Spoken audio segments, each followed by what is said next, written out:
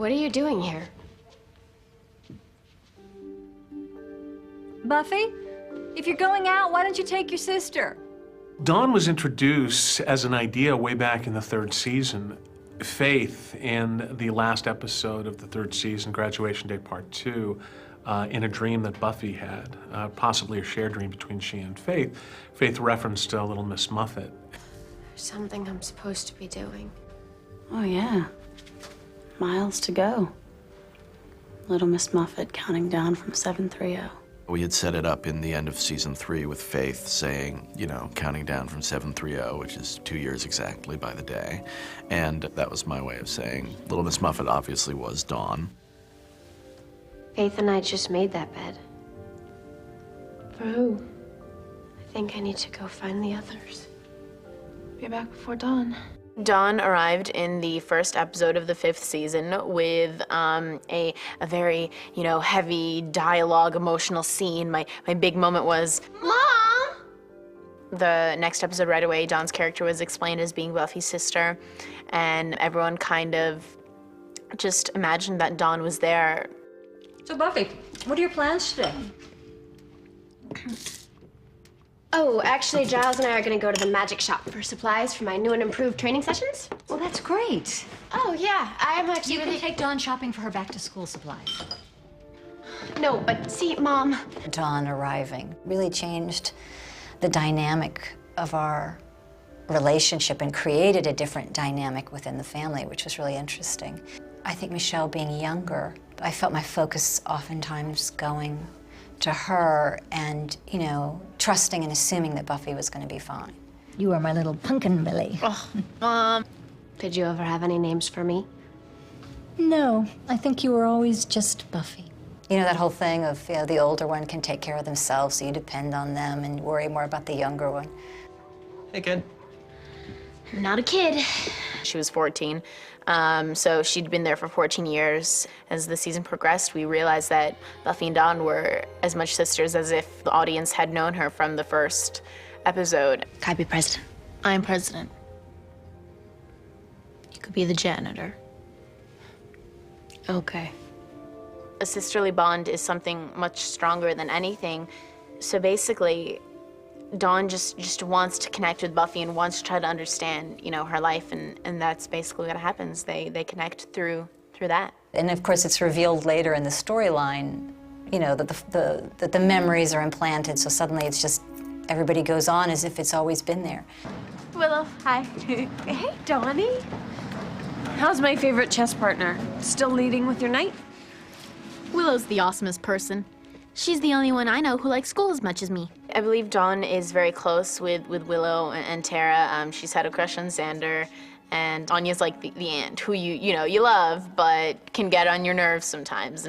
And so Dawn and Anya will have their moments. We are gonna have fun, fun, fun.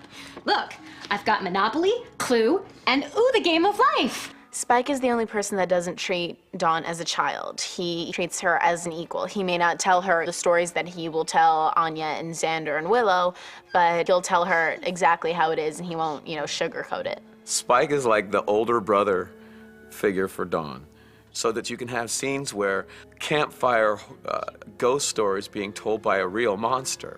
I mean, it's just beautiful. It's a great way to show that there's been a systemic change in Spike. And that's like Dawn is the tastiest tidbit you can imagine, but now he would never touch her. He would never even think of scratching Dawn because she is loved of Buffy. A whole number of beasties between here and there. But they'd really go for a little Red Riding Hood like you.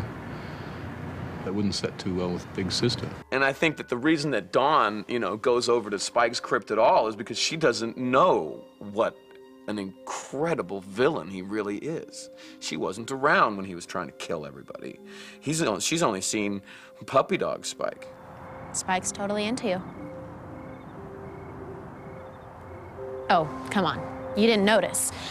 Buffy, Spike's completely in love with you. Dawn is the first one to figure out that Spike has feelings for Buffy because basically he has not shielded anything from her. And Dawn is a very intelligent girl. She catches on quickly. She's not, you know, a little baby girl that's not, you know, kind of phased over everything. She knows exactly when she hears something, and she's always thinking. I think what's brilliant about bringing in Dawn is that we say, yeah, oh, she's always had a sister. You didn't know that? Yeah, she's always had a sister. And we just don't explain it at all. You've always had a sister. And they go, well, you think you always had a sister because someone cast a magic spell. In fact, she's the harbinger of the end of the world. Dawn was just a bundle of energy, and she was the key to the world. She was the key to mankind's survival because her energy and her blood opens this special portal, which can mean the end of the world. I've only been alive for 6 months, huh? You've been alive a lot longer than that to us. You don't know that. You don't know anything. I'm just a key, right? Everything about me is made up. When Dawn discovers she's the key, she burns her diaries because they represent something to her that is completely false. So the burning of the diaries is kind of symbolic of saying, my entire life has been not real, it's been a fake, it's been a lie. So by burning them, it's saying, I don't accept those lies and I have to find out what my true origin is. Dawn, listen to me. Listen.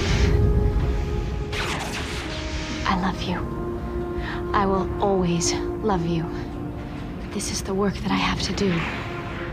When Buffy makes the ultimate sacrifice, Buffy tells Dawn, please, you have to be strong for me. And as much pain as Dawn is going through, she understands this, and this is almost her sister saying, you know, I love you very much, this isn't your fault, I have to do this, but know that I will always be with you. And so, as sad as it may be, it's something that, you know, Dawn has to accept and try to overcome. It's about accepting that family is a part of your life, even when you think of yourself as independent, and it's about the extraordinary love that a family can bring you. And we very much said Buffy's love interest is going to be her sister for year 5. Ultimately, I think that people, you know, embraced her as a character. It was tricky to introduce someone new to the Buffy universe, and some people were suspect of it as just sort of a gimmick, but it was never meant as that. It was really meant as a way to explore more issues, to keep the Buffy universe alive and growing.